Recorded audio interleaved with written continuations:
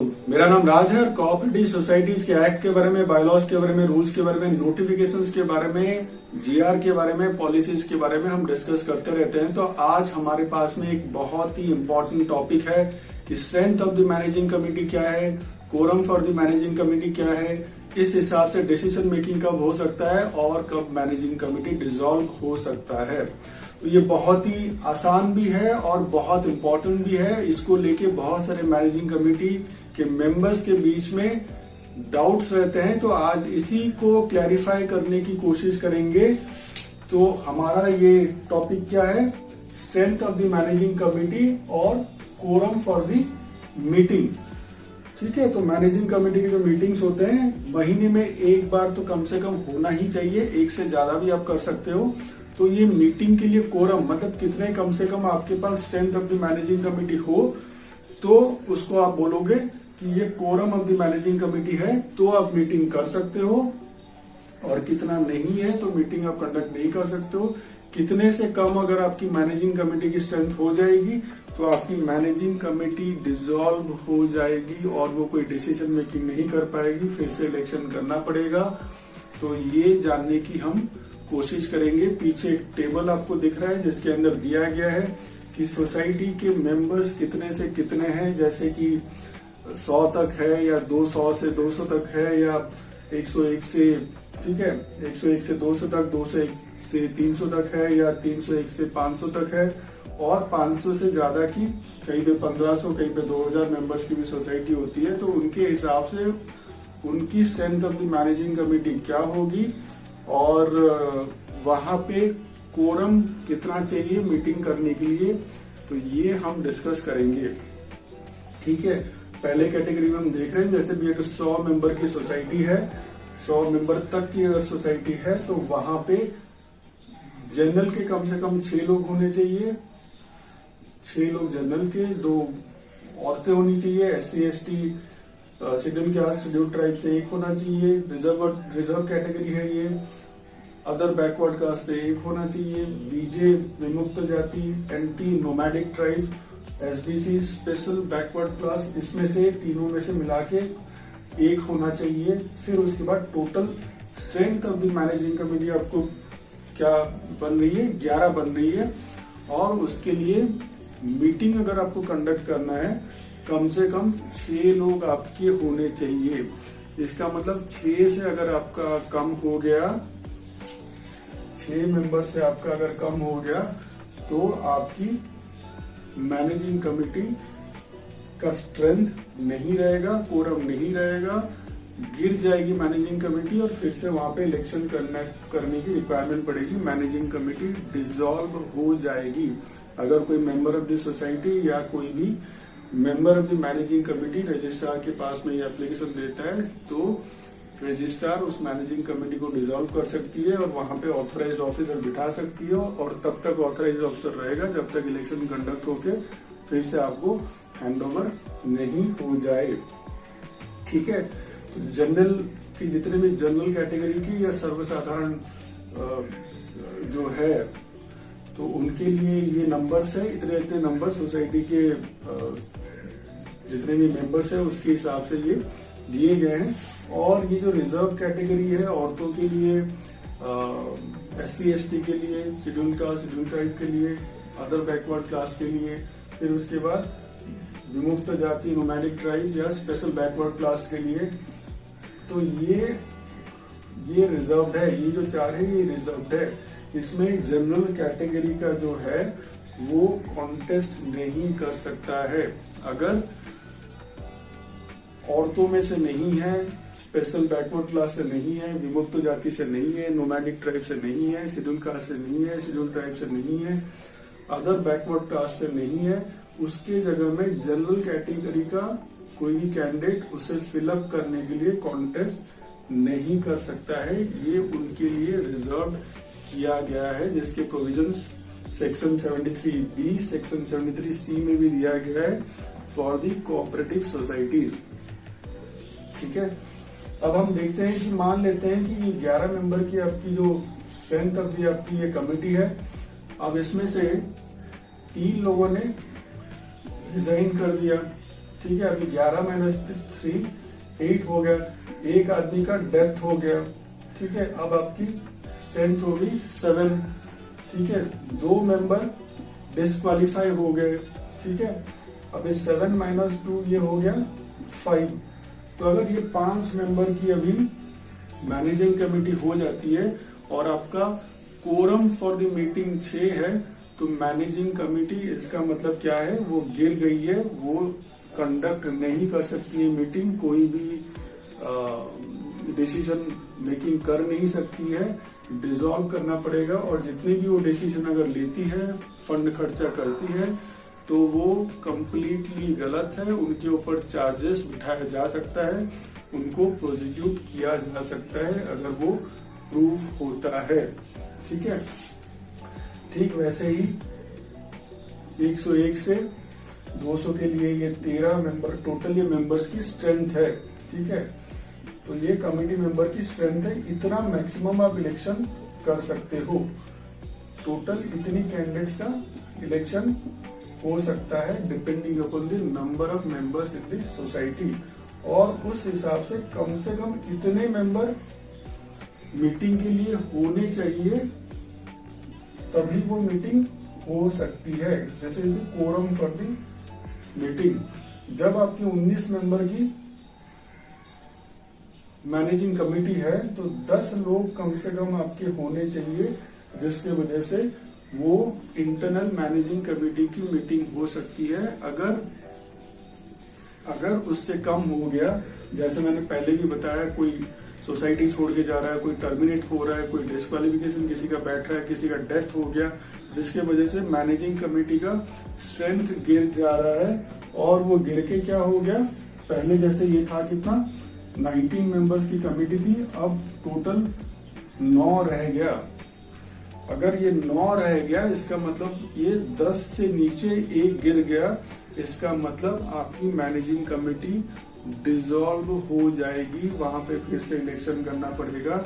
और जो प्रोसीजर मैंने बताया, ऑथराइज ऑफिसर वहां पे रहेगा, जब तक इलेक्शन नहीं हो जाता है, हैंडओवर नहीं हो जाता है, तब तक वहां पे प्राधिकृत अधिकारी रहेगा, ठीक है। तो ये बहुत क्लियर होना चाहिए। ये तब है ये स्ट्रेंथ, ये जो कोरम फॉर द मीटिंग तब है जब आपके पास पूरे के पूरी 19 मेंबर्स हैं। अब मान लेते हैं कि यहाँ पे 9 मेंबर्स, ऐसे करके आपके 9 मेंबर्स कम हो गए हैं, और अभी आपके पास कितना रह गया, अभी आपके पास टोटल 10 मैनेजिंग कमेटी के मेंबर्स रह गए। इसका मतलब अभी भी आपके पास में मैनेजिंग कमेटी के मीटिंग करने के लिए, इंटरनल मीटिंग करने के लिए आपके पास कोरम है, और आपका जो strength of the managing committee है वो डाउन हो गया है, 19 से लेके वो डाउन होके 10 में पहुंच गया है। तो इसका मतलब क्या है कि 10 टोटल अगर मेंबर्स हैं, तो 10 के 10 वहां पे प्रेजेंट होने चाहिए।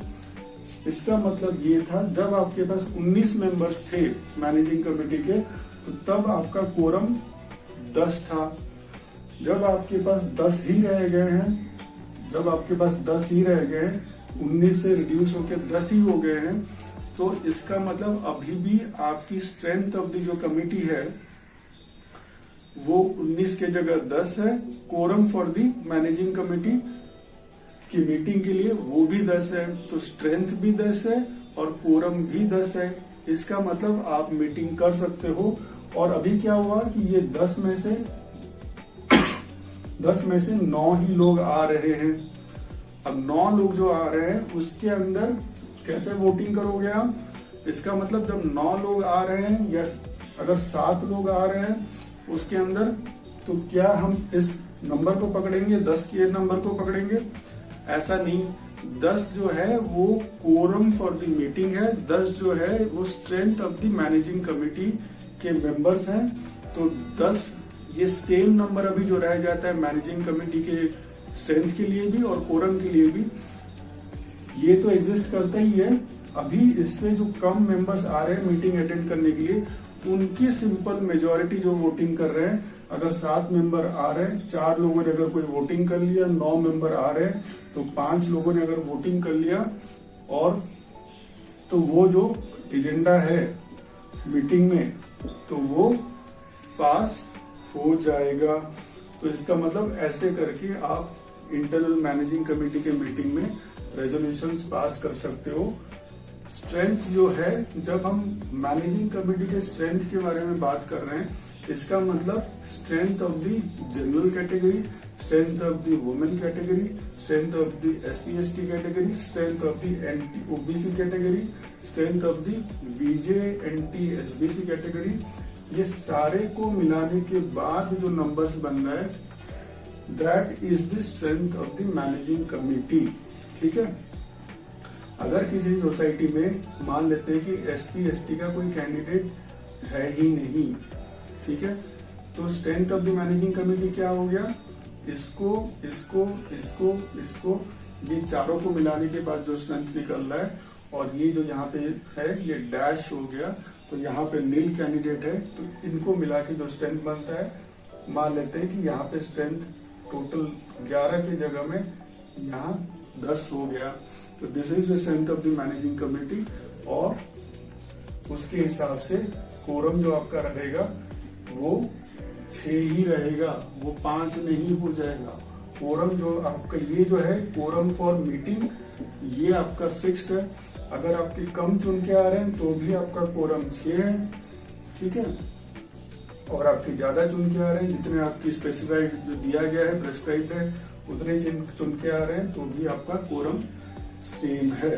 कोरम आपका चेंज नहीं हो रहा है, मगर इंटरनल मैनेजिंग कमेटी में मेजोरिटी ऑफ द वोट्स के हिसाब से वो जो वोटिंग हो रहा है वो चेंज हो सकता है। ठीक है, ये क्लियर है। तो strength includes reservation of the seats as per section 73B और section 73C of the Maharashtra cooperative societies act 1960, जिसके अंदर 73B में क्या दिया गया है कि SC/ST NT, ठीक है,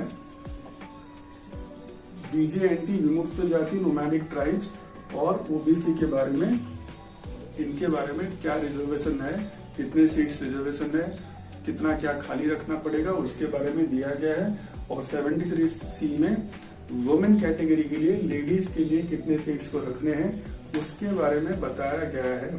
ठीक है, अब देखते हैं। Quorum for the members will be simple majority of the existing committee members. जैसे मैंने बोला कि अगर 9 मेंबर्स वहां से चले गए, टोटल 19 मेंबर थे, 19 में से 9 किसी रीजन से डिस्क्वालीफाई हुए या टर्मिनेट हुए या एक्सपल्सन हो गए या सोसाइटी छोड़ के गए या फ्लैट ट्रांसफर कर लिया या डेथ हो गया, और अभी टोटल आपके पास 10 रह गए, तो quorum for the meeting will be, अभी कोरम फॉर द मीटिंग क्या है, quorum for the meeting will be the majority of the existing committee members.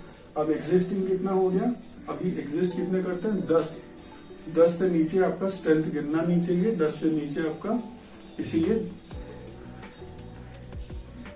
10 से ही आप कैलकुलेट करोगे स्ट्रेंथ से। अभी आपका कोरम क्या है, सिंपल मेजोरिटी। अब 10 का सिंपल मेजोरिटी क्या है, 10 डिवाइडेड बाय 2, तो ये हो गया 5 प्लस 1 आप कर लो तो 6 हो गया।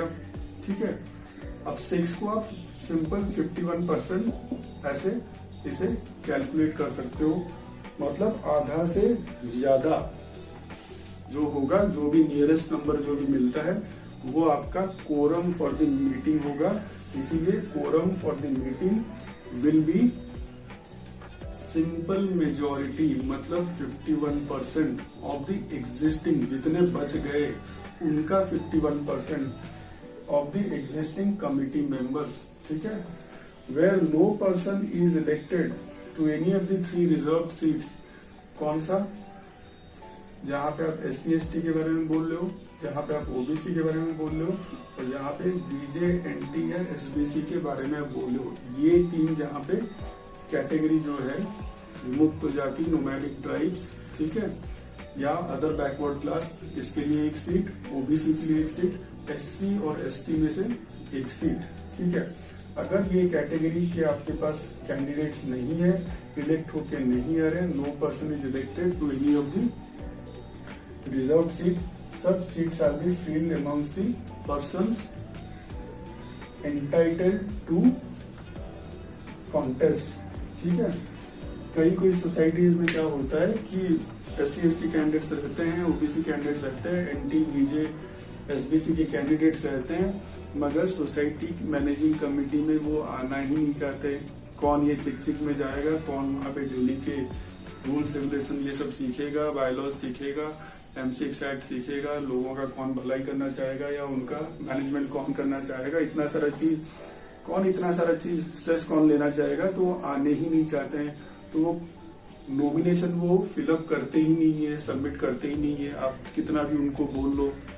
तो उस केस में क्या है, सोसाइटी मैनेजिंग कमेटी में वो पोस्ट खाली रह सकता है, मगर बायलॉज में ये प्रोविजन है, अगर कोई कॉन्टेस्ट नहीं कर रहा है, वो पोस्ट खाली है, तो कोऑपरेटिव सोसाइटीज में बाय नॉमिनेशन तो बुलाया जा सकता है कि देखो भैया ये पोस्ट खाली है, किसको उसमें डालना है, एप्लीकेशन डालना है। तो यहाँ पे अभी इलेक्शन नहीं हो रहा है, जो इलेक्शन हो गया तो ये जो लोग हैं ये इलेक्शन से आ गए, और इलेक्शन होने के बाद भी अगर ये जो पोस्ट खाली है, ये जो 3 जो वैकेंसी है कैटेगरी में, इसमें अगर अभी भी वैकेंसी है और उसमें कोई नहीं आया हुआ है, कोई इलेक्शन में नहीं आया हुआ है, तो इसको नॉमिनेशन के बेस पे फिलअप किया जा सकता है सोसाइटी में जो उस कैटेगरी से बिलोंग करता है। तो वो अपना फॉर्म फिलअप कर सकते हैं, नॉमिनेशन का फॉर्म फिलअप कर सकते हैं और सोसाइटी मैनेजिंग कमेटी में आ सकते हैं। ठीक है, तो ये हमने जानने की कोशिश की। अब हम देखेंगे ये कोऑपरेटिव सोसाइटीज के बारे में डिस्कस किया, कहीं कहीं पे ये जैसे कोऑपरेटिव हाउसिंग सोसाइटी के लिए भी एप्लीकेबल है। और महाराष्ट्र कोऑपरेटिव सोसाइटीज एक्ट में 2019 में ये 23 जुलाई 2019 में जो इम्प्लीमेंट भी हो गया, एक्ट में ये अमेंडमेंट में कन्वर्ट हो गया। अब उसमें क्या दिया गया है, 73C और 73B जो महाराष्ट्र कोऑपरेटिव सोसाइटीज एक्ट 1960 बताता है कि इसके बेस पे ये रिजर्व कैटेगरी में इतने लोग आ सकते हैं। तो 73B में क्या है कि ये SC, ST, NT, VJ, SBC में, OBC में इतने लोग आ सकते हैं। तो इस कैटेगरी में 73B के अंडर इस कैटेगरी में ये आते हैं, जबकि वुमेन कैंडिडेट जो आते हैं वो 73C में आते हैं। ठीक है, तो अब इसमें अमेंडमेंट के बाद क्या है कि 73B is not applicable to the housing society. इसका मतलब जहां पे SC, ST, NT, OBC, VJ इनकी बात हो रही है, इस कैटेगरी की बात हो रही है, तो हाउसिंग सोसाइटी में अगर ये नॉमिनेशन के बेस में फिलअप करना है तो यहाँ पे ये एप्लीकेबल नहीं है। मगर 73C जो वुमेन कैंडिडेट्स के लिए है, जो लेडीज के लिए है, ठीक है, 73C is applicable for the housing society. तो ये डिफरेंस है। तो ये हमने ब्रीफली जानने की कोशिश की कि कौन सा कैसे एप्लीकेबल होगा based on the reservation of the seats and the vacancy in the managing committee, and quorum for the meeting क्या है, strength of the managing committee क्या है, दोनों में क्या डिफरेंसेस है, और सोसाइटी मैनेजिंग कमेटी कब डिसॉल्व हो सकती है और कब कंटिन्यू कर सकती है, और डिसीजन मेकिंग उस हिसाब से कैसे हो सकता है। धन्यवाद, आप ऐसे ही जुड़े रहिए।